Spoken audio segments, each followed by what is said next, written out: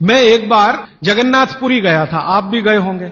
तो मैंने मंदिर के महंत को पूछा कि ये भगवान का प्रसाद, माने वहां दाल और चावल मिलता है प्रसाद के रूप में, वो मिट्टी की हांडी में क्यों बनाते हैं? तो उसने एक ही वाक्य कहा, मिट्टी पवित्र होती है। लेकिन वो जो नहीं कह पाया महंत, वो आपको मैं कहना चाहता हूं कि मिट्टी न सिर्फ पवित्र होती है, बल्कि मिट्टी सबसे ज्यादा वैज्ञानिक होती है। क्योंकि हमारा शरीर मिट्टी से बना है। हम जब मरते हैं ना और शरीर को जला देते हैं तो 20 ग्राम मिट्टी में बदल जाता है पूरा शरीर।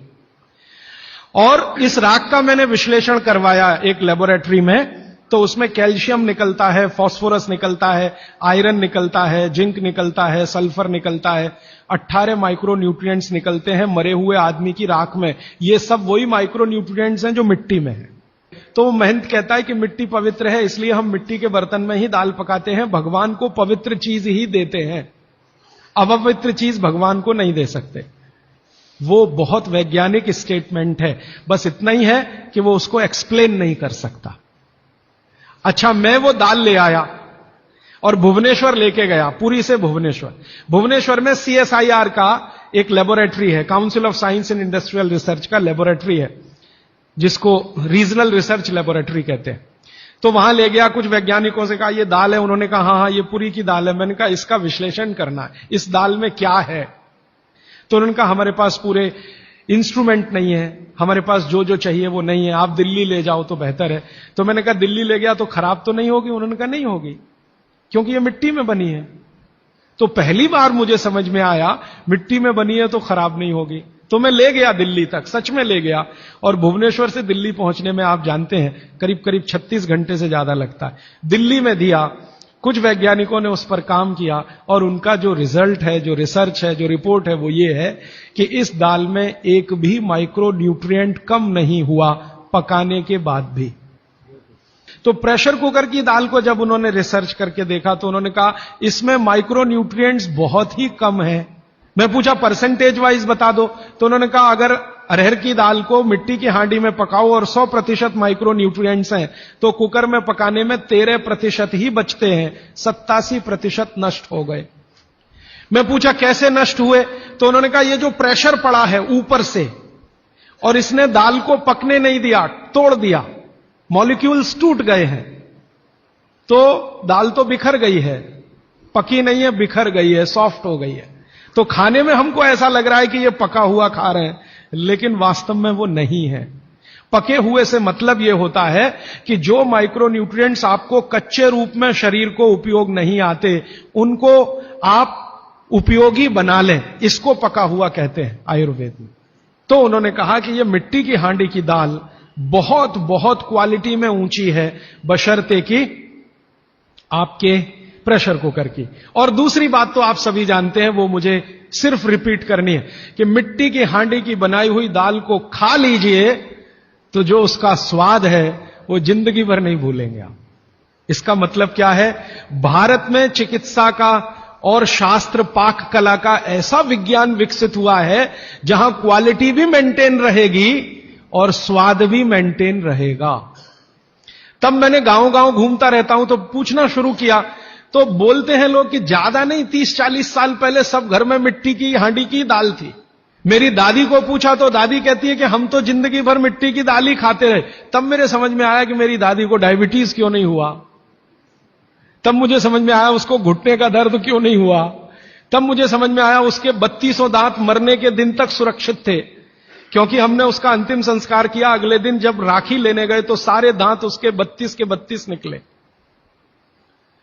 तब मेरे समझ में आया कि 94 साल की उम्र तक मरते समय चश्मा क्यों नहीं लगा उसकी आंखों पे, और जीवन के आखिरी दिन तक अपने कपड़े खुद अपने हाथ से धोते हुए मरी थी। यह कारण है कि शरीर को आवश्यक माइक्रो न्यूट्रिएंट्स की पूर्ति अगर नियमित रूप से होती रहे तो आपका शरीर ज्यादा दिनों तक बिना किसी दूसरे की मदद के काम करता है।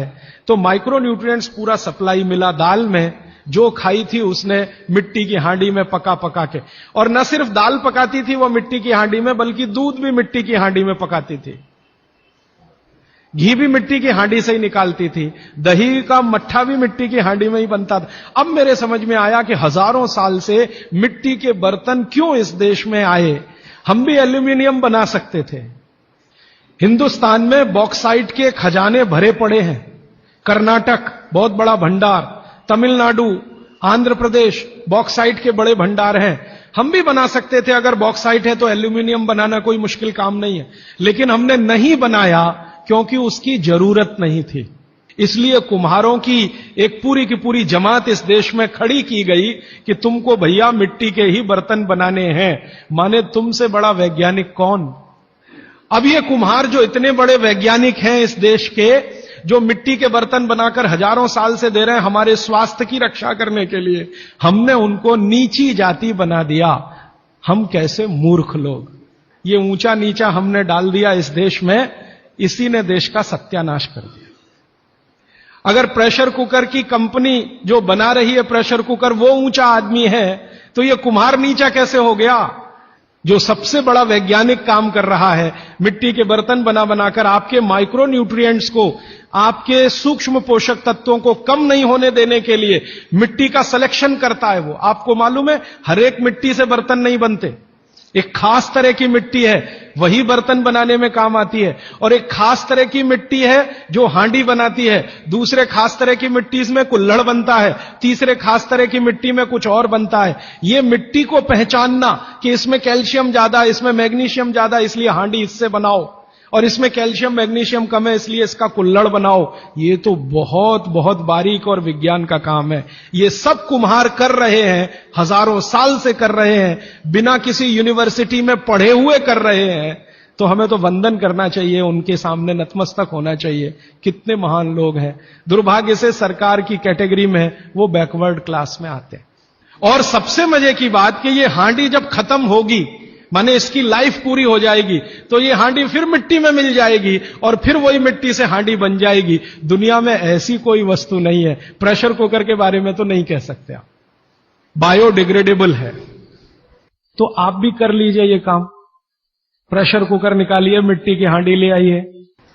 तो आप कहेंगे जी दाल देर में पकेगी, सिद्धांत ही वही है दाल का, तो जो देर में खेत में पकी है वो देर में घर में भी पकेगी। आप कहें जी मिट्टी की हांडी के बाद अगर कोई चीज है, तो हमारे यहां एक मेटल बनता है जिसको आप लोग कहते हैं एलॉय है, कांसा। तीसरा सबसे अच्छा माना जाता है पीतल।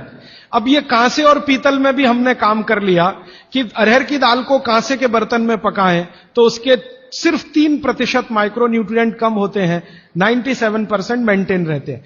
पीतल के भगोने में पकाएं तो 7% कम होते हैं, 93% बचे रहते हैं। लेकिन प्रेशर कुकर में बनाएं तो सिर्फ 7% बचते हैं, बाकी खत्म होते हैं। अब आप तय कर लीजिए, आपको लाइफ में क्वालिटी चाहिए तो आपको मिट्टी की हांडी की तरफ ही जाना पड़ेगा, माने भारत की तरफ वापस लौटना पड़ेगा, इंडिया से। अभी हम हैं इंडिया में, जो बनाया अंग्रेजों ने या बना दिया अमरीकियों ने, इस इंडिया से निकल के भारत की यात्रा करनी पड़ेगी। और मैंने पिछले 1-2 वर्षों में ये बातें गांव गांव में कहना शुरू किया है, तो इसका परिणाम पता है क्या, कि कुम्हारों की इज्जत बढ़ गई है गांव में। और मैं मानता हूं कि मेरे व्याख्यान की अगर कोई सार्थकता है तो वो ये कि कुम्हारों की इज्जत इतनी बढ़ जाए कि वो पंडितों के बराबर आ जाएं, क्योंकि वो किसी से नीचे नहीं है, क्योंकि वो किसी से छोटे नहीं है। और मजे की बात कि वो हांडी बना के आपको 20-25 रुपए में ही दे रहे हैं, प्रेशर कुकर तो 250-300 रुपए का है। मैं होम्योपैथी की भी चिकित्सा करता हूं, तो बहुत सारे पेशेंट मुझे फोन करते हैं, राजीव भाई ये। तो मैंने कुछ पेशेंट को खास कर कहा कि देखो भैया, आपको मैं कोई दवा नहीं दूंगा। तो कहने लगे फिर बीमारी कैसे ठीक होगी। मैंने कहा एक ही काम करो, मिट्टी की दाल खाना शुरू करो, मिट्टी की हांडी में रखी हुई दाल खाना शुरू करो। चावल खाना है तो मिट्टी की हांडी का। कहने लगे राजीव भाई कौन करेगा ये सब। मैंने कहा आपकी बीवी करेगी या आप करोगे। अगर जिंदगी चाहिए तो झक मार के आप करोगे, नहीं तो अमेरिका जाओ, कनाडा जाओ, जर्मनी जाओ, लाखों रुपए खर्च करो, फिर भी झक मार के वापस आओ। तो मेरे पास कुछ डायबिटीज के क्रोनिक पेशेंट हैं, बहुत क्रोनिक, जिनका शुगर यूनिट 480 के ऊपर है। ऐसे 100 से ज्यादा पेशेंट, वो 8 से 9 महीना हो गया नियमित रूप से मिट्टी की दाल और मिट्टी का चावल, माने हांडी की दाल और हांडी का चावल, हांडी की खिचड़ी नियमित रूप से खा रहे हैं। और अब तो उन्होंने मिट्टी का तवा भी ले आया अपने घर में रोटी बनाने के लिए।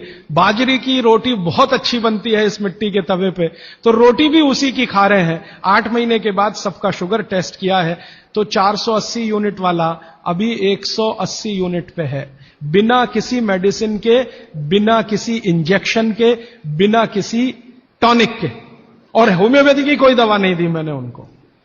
कुछ लोगों को ज्यादा परेशान थे, दवा भी दो, उनको प्लेसिबो दे दिया। प्लेसिबो समझते हैं? खाली गोली, दवा नहीं डाली। तो पेशेंट को लग रहा है कि मैं दवा खा रहा हूं, दवा खा के अच्छा हो रहा हूं। मुझे मालूम है कि वो कोई दवा नहीं है, वो प्लेसिबो है, वो अच्छा हो रहा है उस मिट्टी की दाल खा के, मिट्टी का चावल खा के, मिट्टी की खिचड़ी खा के। रिजल्ट ये है। तब मैंने मान लिया कि बागभट्ट सच में महान आदमी थे।